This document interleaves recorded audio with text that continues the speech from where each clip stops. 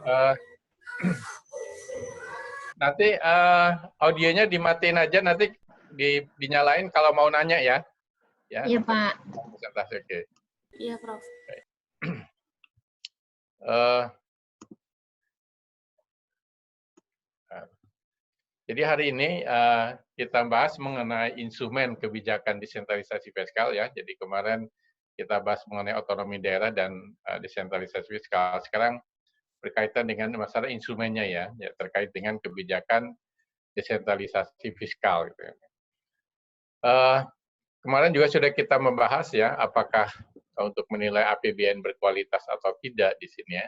Jadi nanti semua alokasi belanja ini ada berdasarkan prioritas nasional ya, di mana kemarin sudah bahas prioritas nasional ini terkait dengan penurunan kemiskinan, pengangguran, penurunan Gini rasio, dan peningkatan indeks pembangunan manusia. Jadi alokasinya harus tepat, waktunya juga harus tepat ya, sehingga nanti output-nya, jadi prioritas nasional ini bisa dicapai secara efektif dan efisien.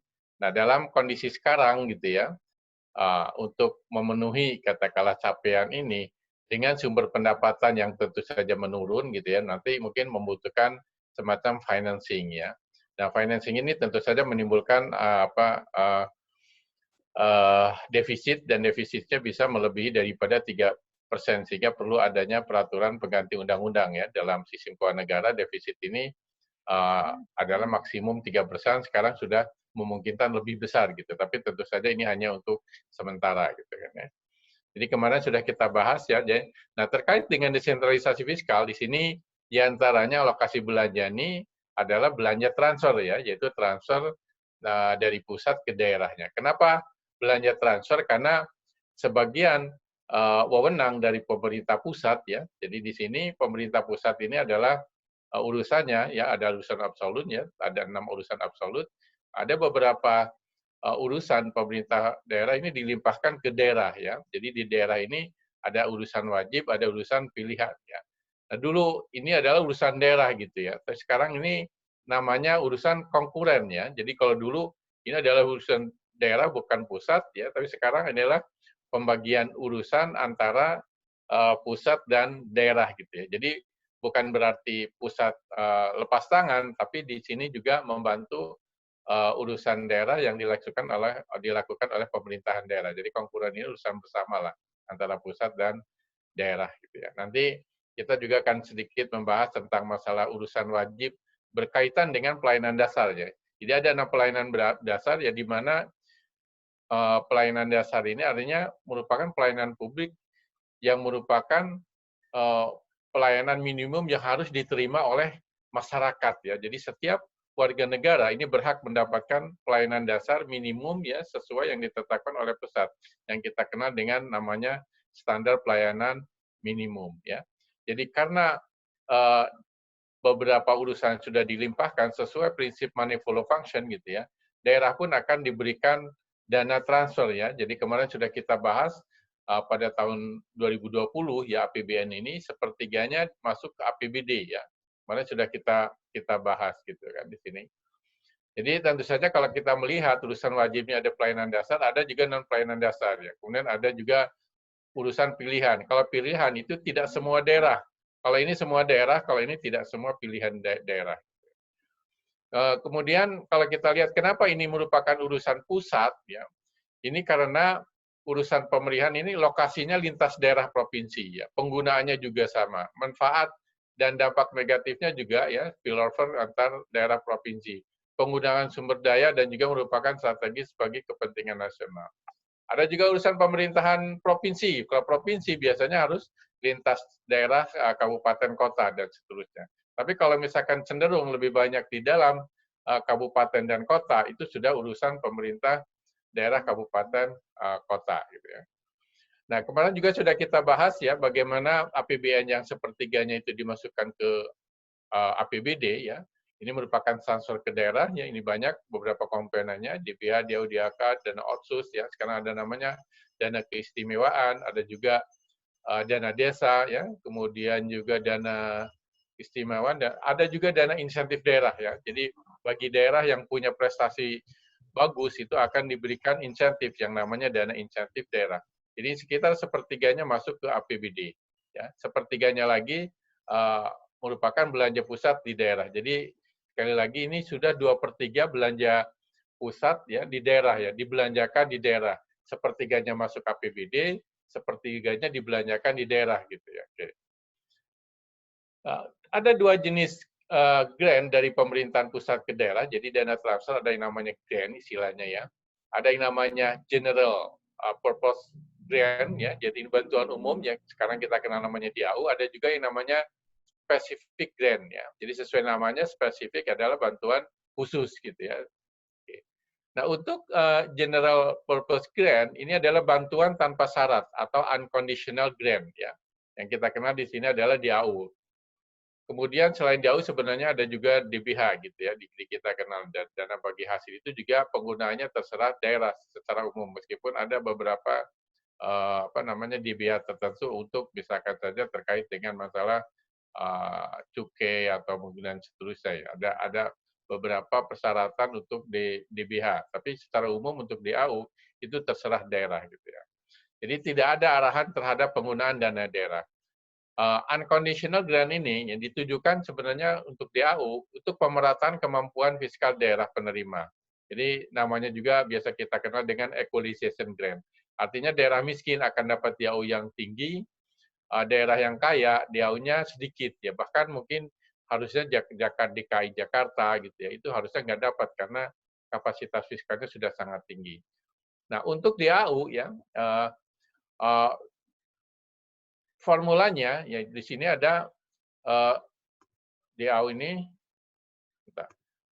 adalah alokasi dasar dan celah fiskal. Alokasi dasar ini belanja gaji pegawai negeri sipil daerah ya. Sedangkan celah fiskal ini adalah kebutuhan fiskal dikurangi kapasitas fiskal.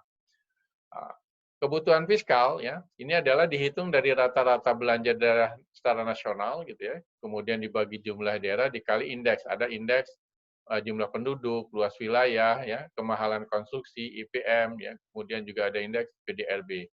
Jadi kalau kebutuhannya indeks ini katakanlah nilainya katakanlah besar, itu akan mendapatkan kebutuhannya berarti besar ya.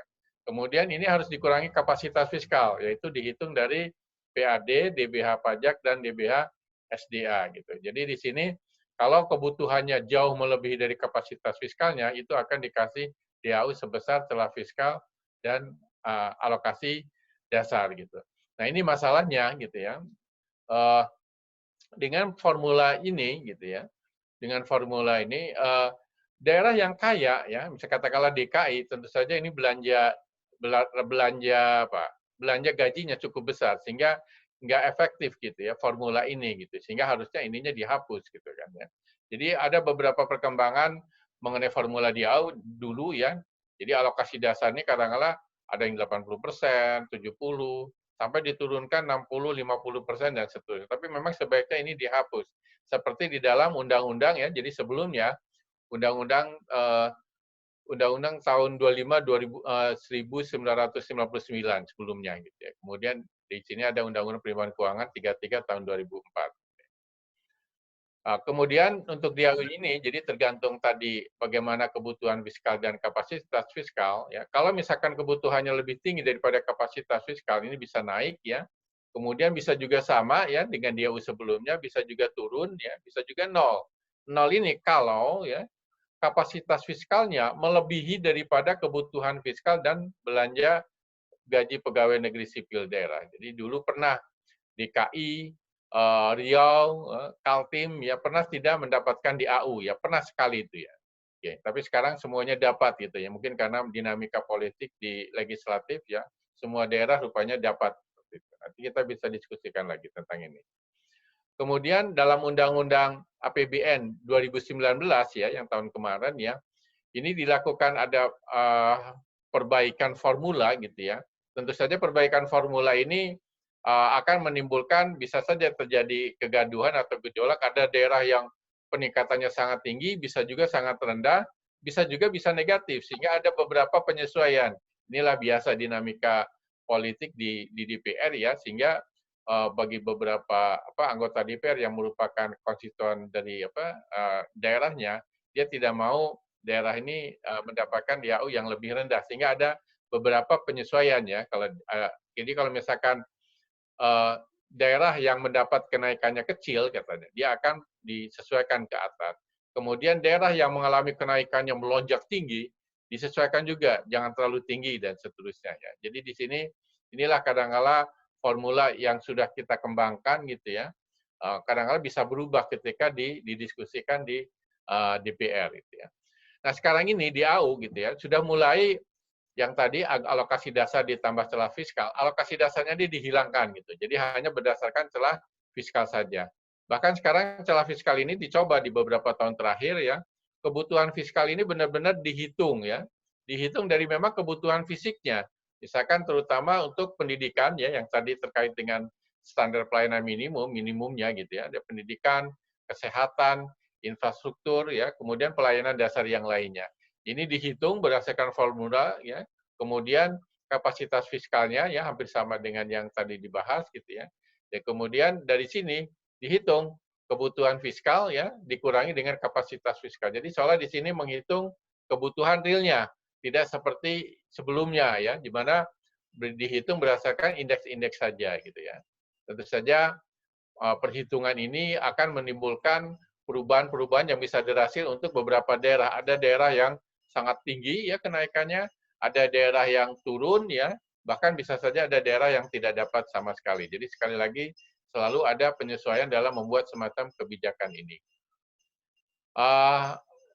Kalian bisa lihat ya beberapa referensi ya diantaranya tulisan kami ya ini ada reformasi di AU untuk memperkuat peran sebagai equalization grant ya bisa dibuka di web saya ya di publikasi di situ ya isinya bisa dilihat ya bagaimana supaya lihat apa sih gunanya di AU ini kenapa dilakukan karena tiap tahun ada semacam reformulasi gitu ya. Nah, untuk DAK ya yang spesifik grant gitu ya. Ini merupakan dana dari APBN yang dialokasikan kepada daerah tertentu. Artinya tidak semua daerah ya. Untuk membantu mendanai kegiatan khusus yang merupakan urusan daerah ya. Tadi kan urusan daerah ini ya seperti pendidikan dan seterusnya yang dilihat di situ ada urusan konkuren dan urusan pemerintahan umum. Ya, sudah merupakan urusan daerah ya. Nah, ini berdasarkan dasar hukumnya adalah Undang-Undang 32, 33, dan 55. Sekarang Undang-Undang Pemerintahan Daerah tentu saja sudah yang baru yaitu 23 tahun 2014 ya. Oke. Nah, specific grant ini merupakan bantuan spesifik ya atau bersyarat namanya conditional grant. Bantuan fisik ini biasanya ditujukan untuk membiayai bidang tertentu yang telah menjadi kewenangan daerah otonom, tadi sudah urutan daerah. Pemda sebagai si penerima tidak boleh menggunakan dana tersebut kecuali untuk kegiatan yang telah ditentukan oleh pemberi. Jadi di sini pemerintah pusat sudah mengarahkan ini hanya untuk pendidikan saja, ini untuk kesehatan, katakanlah, ini untuk perumahan ya, ini untuk sanitasi dan seterusnya. Sudah diarahkan gitu ya. Jadi spesifik grant ini sangat beragam ya. Paling tidak tadi minimum itu adalah untuk urusan wajib terkait pelayanan dasar ya. Di antaranya ya, keragaman ini misalnya untuk mencapai tujuan prioritas nasional ya. Namun fungsi dan kewenangan urusannya sudah didesentralisasikan ke daerah. Kemudian untuk mempengaruhi pola belanja daerah ya. Jadi misalkan saja daerah ini harus mengeluarkan dana sekian. Ada semacam dulu kita mengenal namanya matching grant untuk dana pendamping gitu. Jadi dulu pernah dana pemerintah daerah harus menyediakan dana maksimum sekitar 10% gitu ya, untuk sebagai dana pendamping yang daerah yang menerima DAK. Kemudian untuk mengakomodasi spillover the benefit gitu. Jadi penyediaan pelayanan publik oleh daerah tertentu tapi dimanfaatkan oleh penduduk daerah lain ya. Jadi misalkan kalau ini bisa digunakan juga untuk daerah lain ya berarti nanti kita berikan lewat DAK misalkan ya. Untuk specific grant sebenarnya ada beberapa yang telah dipraktekkan di dunia, antara lain ada grant untuk program atau kegiatan atau pelayanan tertentu lah, specific grant lah. Ya. Jadi di sini misalkan saja kondisinya dengan kondisi wabah COVID-19 bisa ada semacam diarahkan ke sana, kesehatan untuk ini gitu. Kemudian grant yang mengharuskan dana pendamping, ada DAK yang mengharuskan dana pendamping yaitu 10%. Dulu ya, sekarang sih tidak ada gitu. Grant untuk menutupi defisit ya. Ini semacam defisit grant. Kalau misalkan saja ada daerah yang kebutuhannya jauh melebihi daripada kapasitasnya, bisa saja kita berikan grant ya oleh pusat ya. Kemudian juga untuk dalam menghadapi situasi darurat atau emergensi ya seperti sekarang ini. Ada juga semacam spesifik grant tertentu. Ada juga untuk belanja modal ya.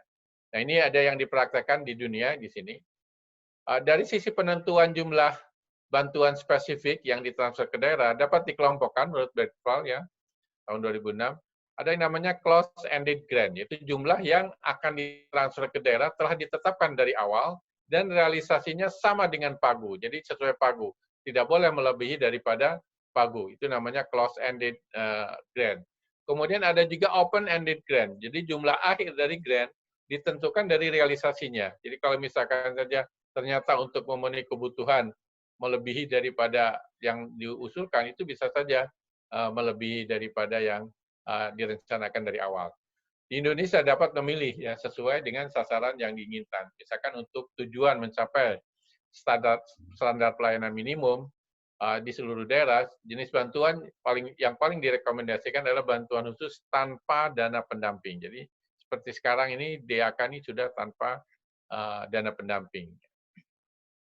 Untuk tujuan mengakomodasi spillover benefits, yaitu pelayanan yang disediakan suatu daerah, ya, juga dimanfaatkan oleh penduduk daerah lain. Nah, direkomendasikan jenis bantuan khusus dengan dana pendamping, ya, dengan tingkat dana pendamping yang tentu saja bervariasi. Bagi daerah yang tingkat spillover benefitnya tinggi, dana pendampingnya rendah. Ya. Jadi misalkan saja daerah ini dana ini akan bermanfaat karena membangun rumah sakit, kemudian rumah sakit ini ternyata bermanfaat untuk daerah sekitarnya juga, nah dana pendampingnya lebih rendah gitu ya. Kemudian untuk mempengaruhi pola belanja daerah di bidang yang merupakan prioritas nasional disarankan untuk menggunakan open-ended matching grant, yaitu di mana jumlah akhir yang dapat saja bisa lebih kecil ya, bisa juga lebih besar ya, tergantung realisasinya ya. Kalau mau mempengaruhi pola belanja daerah. Ini open-ended grant ini mengisyaratkan bahwa jumlah bantuan yang diterima oleh setiap daerah ditentukan oleh realisasinya untuk bidang yang telah ditetapkan dalam jangka waktu tertentu. Nah, sekarang ini sudah ada sebenarnya draft yang namanya untuk undang-undang terkait dengan hubungan keuangan antara pusat dan daerah ya, hubungan kuasa antara pemerintah pusat dan daerah. Jadi kalau yang sekarang ini namanya undang-undang berkaitan dengan masalah perimbangan keuangan ya. Sekarang lebih luas namanya hubungan keuangan pemerintah pusat dan daerah. Ini suatu sistem yang mengatur penyelenggaraan keuangan antara pusat dan daerah yaitu provinsi, kabupaten, kota ya, pemerintah daerah dengan lembaga non pemerintahan ya, atau juga dengan desa ya, atau juga hubungan antar beberapa daerah yang setingkat juga bisa gitu. Jadi ini lebih umum nanti, tapi tentu ini belum disahkan ya, baru katanya sih sudah dalam prolegnas, tapi sampai sekarang nggak tahu belum digulkan di DPR. Hubungan keuangan antar pusat dan daerah ini tentu saja suatu sistem yang seharusnya adil, proporsional, demokratis, serta sistem pengelolaan keuangannya transparan dan bertanggung jawab. Nah, kemudian kita mengenal juga ada yang namanya dana perimbangan, yaitu DBH, DAU ya, DBH ini adalah dana yang bersumber dari APBN yang dialokasikan kepada daerah penghasil berdasarkan ada persentase. Berapa persentase pusat, berapa persentase daerah. Jadi ada proporsional gitu ya. Kemudian satu lagi dana perimbangan selain DBH DAU adalah DAK ya. Jadi ini kada mengenal dana perimbangan. Nah, sekarang ya dalam APBN mulai 2019 di sini DAPER ini dana perimbangan yang tadi 3 ini dibagi 2 saja, yaitu dana transfer umum, dana transfer khusus. Dana transfer umum ini adalah DAU dan DBH. Nah, untuk fisik, untuk DAK gitu ya, dana transfer khusus ini, kita mengenal juga non fisik ya, atau mungkin lebih tepatnya ini adalah dana DAK untuk operasional ya, operasional pelayanan publik. Jadi kalau fisik itu adalah infrastruktur fisik ya, kalau non fisik ya, mungkin lebih tepatnya adalah DAK untuk operasional pelayanan publik. Nah, untuk dana perimbangan ya yang perlu kita ketahui sebenarnya ini merupakan satu kesatuan ya. Jadi daerah yang miskin ya Biasanya DBH-nya ini adalah sangat sedikit, ya, sehingga dia akan mendapatkan DAU dan DAK yang besar. Tapi daerah kaya, katakanlah untuk DKI misalkan, ini nih besar sekali DBH-nya, ya, dia akan mendapatkan DAU dan DAK yang kecil. Jadi ini satu kesatuan, ya. Tapi tentu saja yang namanya dinamika politik di DPR, ya, biasanya daerah kaya ini, ya, katakanlah DKI itu daerah kaya gitu kan, DBH-nya tinggi. Mereka juga tentu saja ingin mau juga DAU dan DAK gitu, ya. Apalagi karena perwakilan di legislatif itu cukup banyak karena populasi penduduknya cukup padat, ya, mereka cukup kuat juga, sehingga dulu yang pernah kita ada kebijakan DKI, Riau dan Kaltim itu tidak dapat DAU, ya, sekarang ini sudah dapat DAU. Itulah dinamika politik di DPR. Kemudian kita juga mengenal sekarang, ya, dana transfer ini selain DBH dan DAU, ya, kita juga mengenal ada yang namanya DAK fisik. Ini ada 3, ada untuk reguler, ada untuk penugasan, assignment, ada juga untuk afirmasi, ya. Ini adalah untuk daerah-daerah tertinggal, ya. Kemudian non fisik tadi sudah kita sampaikan, ini untuk operasional. Kemudian bisa saja untuk hibah dan pinjaman percepatan pembangunan daerah, ya, mendanai kebutuhan non reguler, atau juga reward, ya, tadi saya sampaikan untuk daerah yang kinerjanya bagus dapat insentif yang namanya DID. Kemudian ada juga untuk daerah-daerah tertentu yang mempunyai historis tertentu seperti Papua dan Aceh dapat dana otsus, ya. Begitu juga karena keistimewanya Jogja mendapatkan dana keistimewaan. Untuk DAK, ya, sekarang ini existing-nya, ya, tadi sudah kita sampaikan, ya. Untuk sekarang, ya, DAK ini berbasis proposal gitu, ya. Karena berdasarkan pengalaman seringkali yang diberikan itu tidak sesuai yang dibutuhkan oleh daerah. Jadi sekarang berbasis proposal gitu, ya. Mekanismenya ada berbasis proposal berdasarkan usulan daerah gitu, ya. Nah, tentu saja di dalam rancangan undang-undang, rencana, ya, ada rancangan undang-undang hubungan keuangan pusat daerah itu, selain berdasarkan proposal, ada juga kebijakan pemerintah, ya. Ini perlu saya kira, karena seringkali daerah yang sebenarnya sangat perlu tapi tidak mengusulkan. Nah, ini kadang-kadang bisa dibantu oleh pemerintah pusat dengan langsung dari pusat. Ini daerah terpencil, misalkan daerah perbatasan, ya, misalkan Talaut, ini dia nggak mengusulkan, padahal dia membutuhkan sanitasi, air minum dan seterusnya. Oleh karena itu langsung saja diberikan oleh pemerintah dengan kebijakan pemerintah, gitu, ya. Nah, berdasarkan proposal ini dimulai 2016. Dulu kami diminta untuk membuat semacam naskah akademik, ya. Anda bisa juga baca di web saya, naskah akademik berdasarkan proposal tadi, dia akan berbasis proposal. Ini saya dengan Pak Hesri Salanda dari UNAN, ini adalah naskah akademik untuk kebijakan ini. Silakan Anda bisa baca di web saya.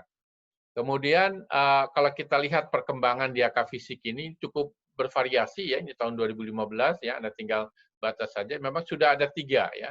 Ada yang namanya, tapi namanya beda-beda. Ini reguler, afirmasi, kemudian APBNP 2015. Kemudian ada juga yang namanya IPD, ya, berkembang terus. Nah, sekarang dari 2017 ini namanya sama, ya, ada 3 saja, ya.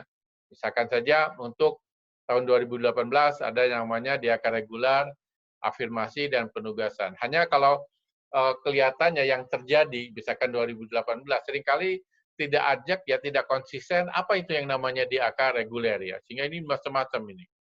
Oleh karena itu pernah kami usulkan gitu, ya, sebaiknya reguler itu hanya untuk urusan wajib pemerintah dasar yang terkait dengan pelayanan dasar gitu. Jadi khusus pelayanan dasar di sini, kemudian afirmasi adalah untuk daerah-daerah terpencil, kemudian untuk penugaskan, ya, ini selain yang ini gitu, ya, seperti itu. Bahkan kalau perlu, ya, kita pernah mengusulkan di sini di 2019 DAK reguler itu benar-benar khusus ini, ya, yang tadi berkaitan dengan urusan wajib terkait dengan pelayanan dasar. Kemudian untuk penugasan, ya, itu selain ini adalah di penugasan, ya, merupakan prioritas nasional gitu, ya. Nah, tentu saja untuk daerah-daerah, ya, tadi katakanlah yang aksesibilitas masyarakat masih sangat rendah, yaitu daerah 3D, 3T, ya, terpencil, tertinggal, transmigrasi, tentu saja volumenya variasinya jauh lebih banyak ya dibandingkan daerah yang bukan tergolong daerah tertinggal, terpencil dan terluar atau transmigrasi juga gitu ya. Jadi kita sih mengusulkan ini. Kenapa mengusulkan ini? Karena kalau masih berlaku seperti sekarang gitu ya di dalam berbasis proposal ini, Anda bisa membayangkan di sini ada pendidikan dasar, ini juga ada pendidikan dasar. Afirmasi daerah terpencil. Sehingga ya kemungkinan ada suatu daerah yang mendapatkan dua macam yang sama gitu, melalui DAK reguler, melalui DAK afirmasi gitu. Sehingga kan barangkali monefnya akan agak terlalu ini ya, complicated dibandingkan kalau dijadikan satu saja gitu. Tapi ya tetap ya karena memang ini semacam apa?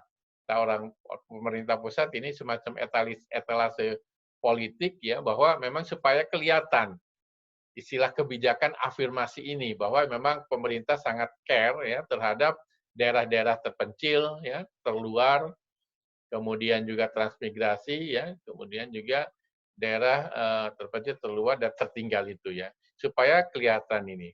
Terus saya bilang ya oke, tapi tetap saja di dalam ini melalui e-Krisna ya, e-planning ya, melalui e-Krisna di sini harus bisa gitu. Kalau misalkan kita mau berapa dana DAK yang didapat oleh daerah terpencil harus bisa dikeluarkan gitu ya.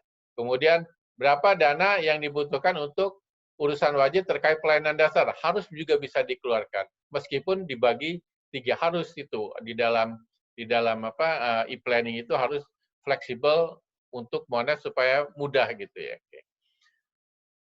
Kemudian kemarin sudah kita bahas juga ya terkait dengan COVID-19 di sini ya. Jadi ada beberapa keputusan Menteri Keuangan ya, misalkan 14 Maret, penyaluran DAK fisik bidang kesehatan dan dana bantuan operasional kesehatan ini khusus dalam rangka pencegahan ini. Jadi yang tadi itu ya DAK itu untuk kebutuhan tertentu saja gitu kan. Gitu. Kemudian untuk PMK ini juga sama ya, ada beberapa ya belanja wajib di bidang kesehatan diarahkan untuk ke sana arahnya. Kemudian DAU juga ya termin berikutnya itu setelah ada laporan ini untuk memastikan bahwa ini untuk pencegahan dan penanggulangan COVID-19. Jadi di sini yang DAK itu bisa bervariasi dari tahun ke tahun. Bahkan ya 27 Maret yang lalu ya ada surat Menkyu ke kepala daerah diminta supaya menghentikan proses pengadaan barang jasa DAK fisik selain bidang kesehatan dan pendidikan. Jadi beberapa bidang yang lain ya, misalkan saja tadi nih beberapa bidang lain ini diarahkan ya karena ini kondisi darurat sekarang diarahkan ya difokuskan untuk apa? Ke COVID-19 ya. Benar-benar diarahkan ke sana langsung. Tapi di sini belum fix, saya tanya kata orang Kemenkyu masih nunggu juknis dari masing-masing KL ya. Kemudian surat edaran Mendes juga ya, kemarin sudah kita ceritakan tentang adanya semacam tanggap dan juga penegasan padat karya tunai desa tadi minggu lalu sudah kita sampaikan. Saya kira mungkin itu ya yang bisa saya sampaikan. Kalau ada pertanyaan silahkan.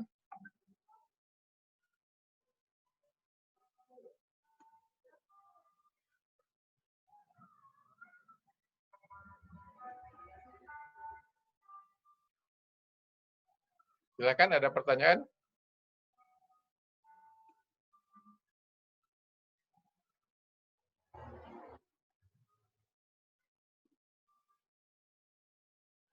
Mana? Ada pertanyaan?